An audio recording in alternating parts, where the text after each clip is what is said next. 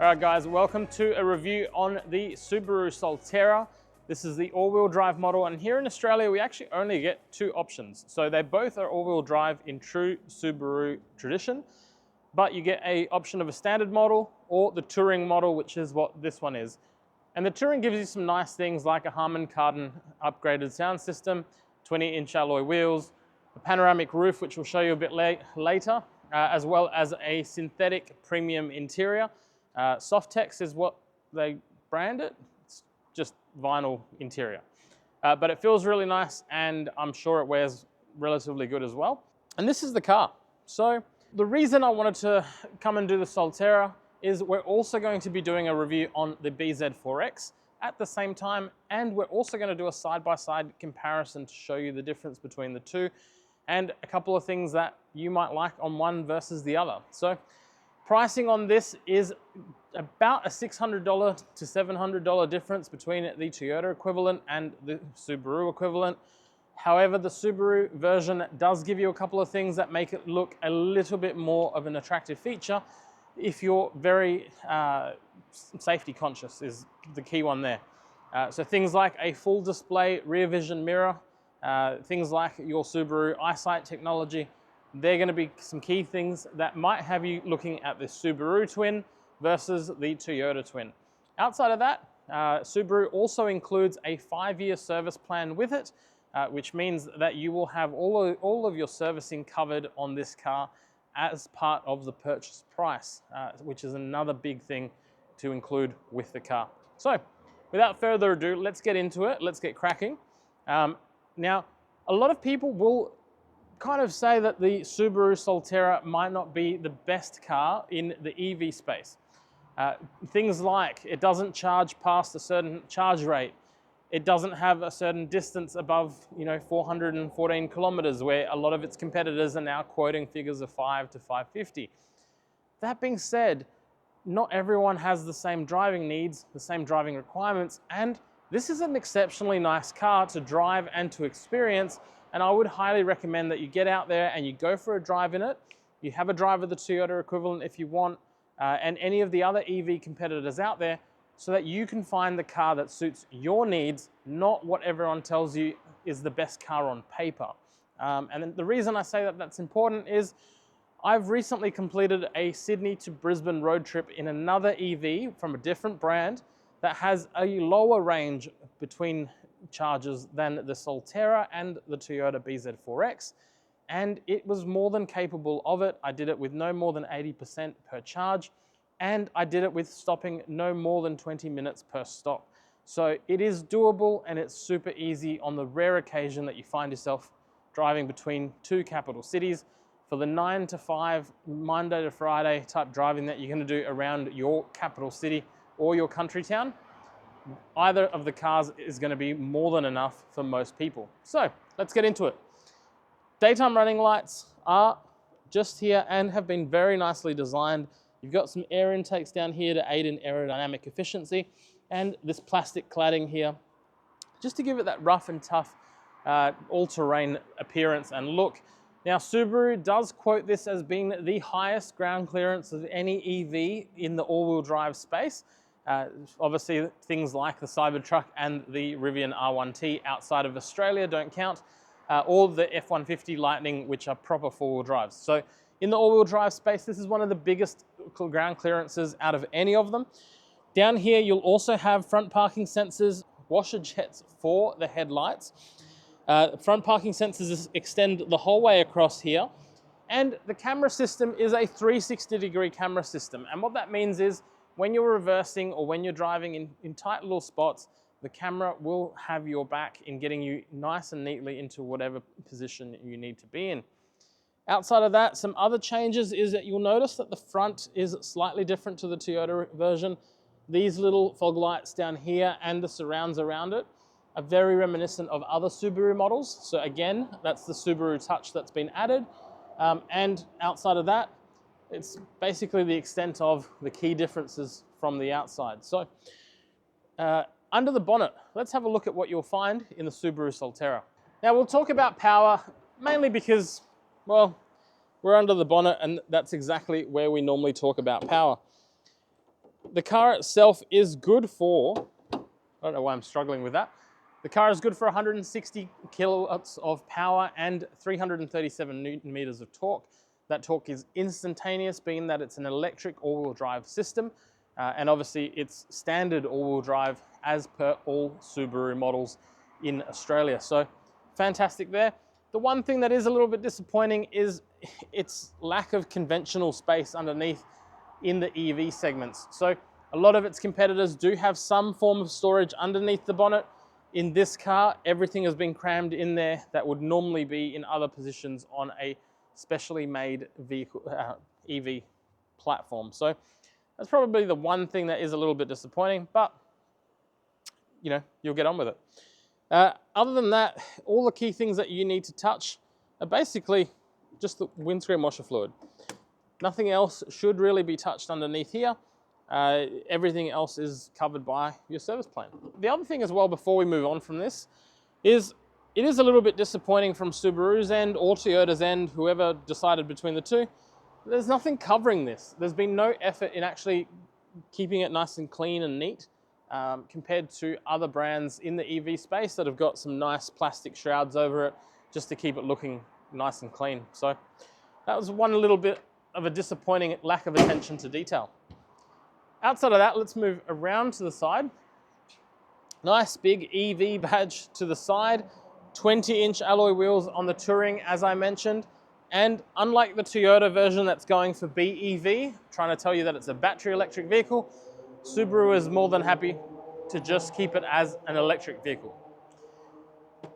Nice big mirrors are actually really, really handy navigating around car parks and around town. You will see everything that you need to see here. You'll be very rarely caught out by a blind spot. And you have the cameras underneath the mirrors to give you that full 360 image with stitching. The other cool thing with this EV, which some EVs I've found have actually not had the feature, is when you put it in reverse, the mirrors will automatically dip into the side that you're reversing, just to give you that point of view of things like curbs and things like that to avoid any damage to your wheels. Blind spot monitoring is standard and is indicated on the mirror as you would expect. And with the key, you just put your hand here to unlock the car and that to lock the car. Talking about keys, these are the two keys. Notice anything similar or different between the two once I get them stable? They're both basically exactly the same. They're a copy and cut Toyota key, so nothing really different between the two. From the side profile is actually really, really nice, and the rear design has that nice design with the tail lights, and this kind of crossover piece over here is just kind of giving it this funky and kind of modern flow. So it's one thing I really do like about the Solterra and BZ4X design. They have nailed it right there. There's a little bit of a duck spoiler just here, and no rear wiper on the actual rear window. So that's one thing there. Plus these little air diffusers down here just to get as much air through here. Part of the reason that you're seeing a lot of designs that are very similar to this is to increase the amount of aerodynamic efficiency, which results in more range and lower electricity use. With the rear of the Solterra, you will have an electronic tailgate that goes up and down to whatever desired height you have. But what you will notice is that it actually extends quite high. So if you are in a lower clearance underground car park, maybe your apartment building has some of those really low clearance areas, you'll want to adjust this and actually clip it down to wherever it's going to suit you best. And it is programmable, which makes it really, really easy.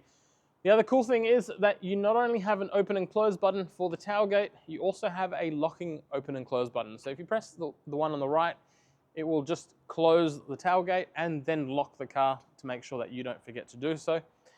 The rear cargo blind is positioned really easily to use and really nicely. And you also have a little bit of storage underneath here where you can chuck any of your charging equipment or apparatus, plus all the charging cables that come with the car.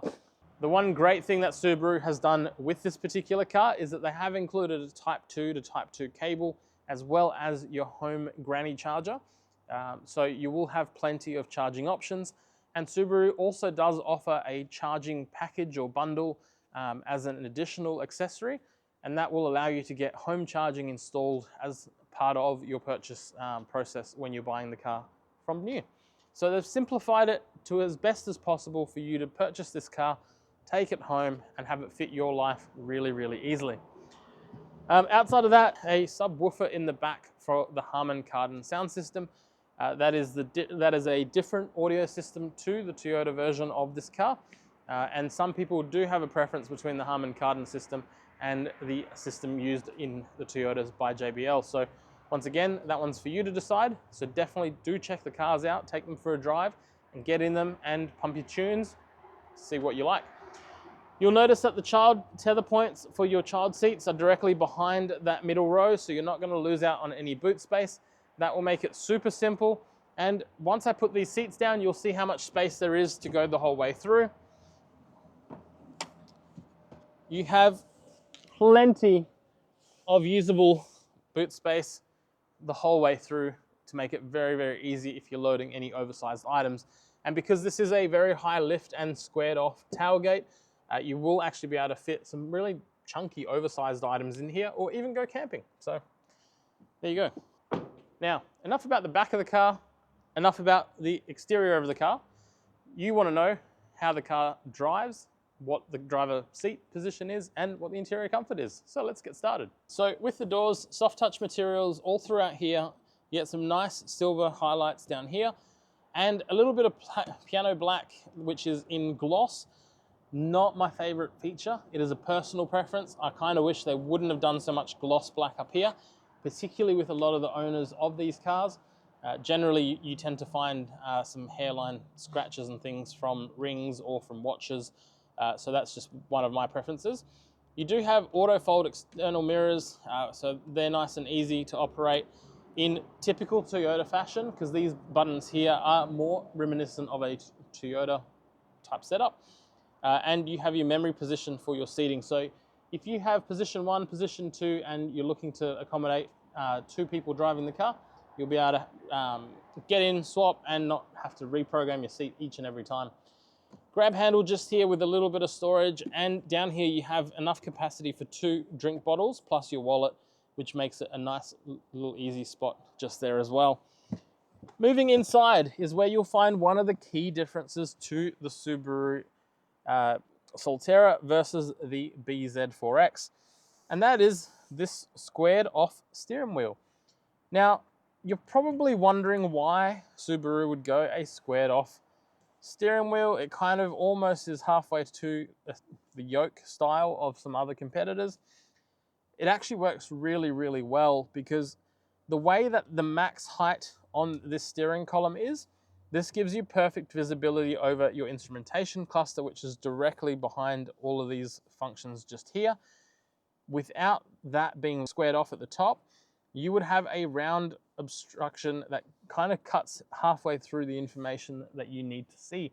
So it would have been nice for some of the other versions of this car in the non-Subaru form to have had that squared off thought that Subaru had. So you can still see that there are some elements to Subaru's thinking and them thinking about their customers, rather than just getting a cut and paste version of the Toyota Twin. If I'm being really honest, I would probably buy the Subaru Solterra just off this one feature, because it makes it super easy to see that dash without any obstructions. And that's the one thing that I do find a little bit frustrating on the BZ4X. I have to drop down the steering wheel in order to get that readability of some key information when I'm driving. The downside to that is I'm then a little bit too low in the position of the steering wheel, which makes it a little bit less comfortable. Enough about that. Auto on and off headlights on the right hand side, wipers on the left hand side, including rain sensing automatic wipers. So that's a beauty there. Your auto on and off high beam switch is just down here, plus your auto tailgate is down here. You have a little bit of storage down here, which is for parking tickets or any fuel cards or anything like that. I say fuel cards, in this case it will be a carryover design that will actually be really helpful for any NFC cards for charging destinations. So that's a really good design there. Air conditioning vents are in really nice positions, and you're seeing this kind of alternative material coming through on the sides here, which just gives it a little bit of a nice different touch to a standard traditional boring interior. So it kind of gives it a nice textured touch. The instrumentation display at the front is digital. Now, both of the cars that we're actually testing have just hit 2,000 Ks. They're slightly over, but under 2,100 kilometers.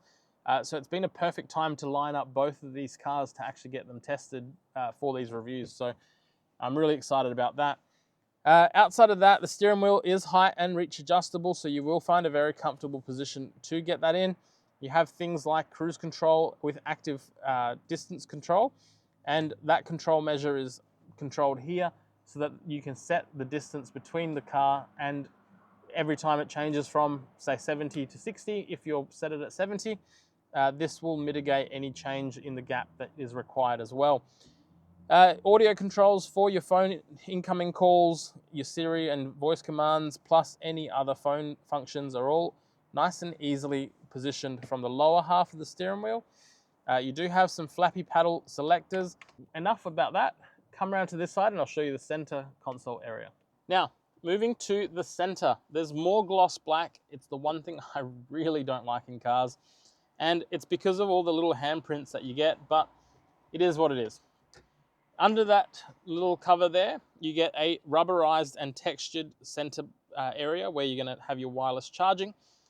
You do have a data cable port just here, which is USB, instead of using the USB-C ports that are down underneath the console.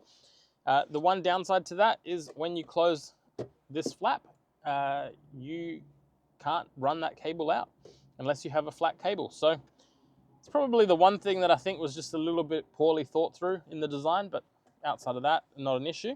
The car does have wireless and wired Apple CarPlay and Android Auto. So if you do have a wireless charging device that is connected to the wireless Apple CarPlay or Android Auto, it has been designed quite neatly so that you can at least close this and you don't have to see it. So that is a big positive as well. Outside of that, you've got your terrain modes just here as part of the all-wheel drive system. You have some drive modes that will control and change between eco, normal, and a bit more fun modes. You have your camera button, and you also have a smart parking feature which automatically chooses a bay for you as the computer system identifies one that is suitable for the car and backs it in and reverses it for you so that you're not parked across 2 or 3 bays like I currently am. We will demonstrate that feature in this video. We're just going to cut across to it. So we're going to demonstrate the advanced smart parking here in the Subaru Solterra. So you're going to press this button here. It will work out and tell you when to stop the car. It's worked out that there's a couple of bays that it could use. So we're just going to start and press start. Now, the way I've programmed this is to go forward first so that it always reverses into the spot, so that when I get out of the car, it's going to be a nice, easy departure rather than having to check for cars or for children. So press start there. It turns the indicator on. It makes a slight adjustment to the steering wheel. I'm not doing anything to the brake pedals or anything like that. And it now has the reverse noise. It's telling us on the screen where it's going to place us. And the car is doing every single thing to do with this maneuver. It's correcting itself to make sure that it gets us into the bay. And one of the coolest things about this is once it's placed us in the bay, it will do this flyby, bird's eye view, to show us that it is in the bay, in the lines, and that we're all a-okay. Now, if any of you have been to Japan and you've watched a train station as people are getting loaded in or people doing repetitive tasks, they normally point and follow almost a similar pattern to confirm that everything has been done correctly. And that's exactly what the Subaru Solterra has been programmed in that smart parking. So simple to use and really, really easy. So a great feature by Subaru. The car also features S-pedal drive, which is located just here above the auto hold button and next to the auto braking, the electronic brake. The S-pedal drive is basically like a one pedal driving mode. So it will change the regenerative braking pressure that's applied the minute you take your foot off the accelerator, and you will have to learn to feather the accelerator as you're driving to make it a bit of a smooth transition as you're coming to a set of lights for it to stop, instead of just pulling your foot off the accelerator and expecting the car to coast. This is similar to other EVs out there. And subsequent to that, if you don't want to use that mode, what you can do is you can push down on the left flappy paddle here on the steering wheel. That will increase the regenerative braking resistance up to, I think, 4 different taps on these here while you're driving. So it will make it easier for you to come to a stop without actually having to use the brake all that frequently, and increase the amount of actual charging that you get back from things like slowing down or going down a mountain range, for example. Big digital display in the center here is actually really responsive, and I actually quite like it because if you know Toyota cars, like generally the digital displays are not quite as up to date as some others. So this one has been integrated and actually executed really well. The Apple CarPlay, as I mentioned, is Android, and Android Auto is wireless and wired, and that's also very responsive. The other cool thing that I like about this as well is that you do have your heated seat functions just here. So the 2 outer seats are heated in the front, and all your air conditioning controls are all controlled through here. You do still retain flick buttons for the fan speed and also the temperature control and the positional control, while then pressing the haptic buttons to turn off or on your heated seat functions. Interestingly enough, in the equivalent for the Toyota version of this car, you also do have ventilated seats as well. So this one does miss out on the ventilated seats. Push button is just here to turn the car on and off. And one of the things that this car does get, which makes it very handy when you're driving on longer drives, is this digital rear vision mirror. So if you can see that in the reflection of the camera, when you turn that off, you get whatever reflection is from there. And then you have a digital display for that rear vision mirror, making it nice and easy to drive and to reverse in whatever situation you're at, even if you've got passengers in the back blocking the rear window. So that's cool there. You do have a full panoramic roof as well, and it's split into 2 sections with this cross support bar in the middle. So the front looks like it should be a sunroof and will open independently, but it's just one big panoramic roof.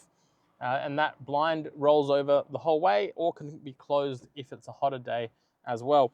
Cup holders are nice and deep and quite big, but very well sized for the Australian market. And you do have a center console here that is multi-stackable, so that you can chuck whatever you need to in there, plus this under storage just here as well.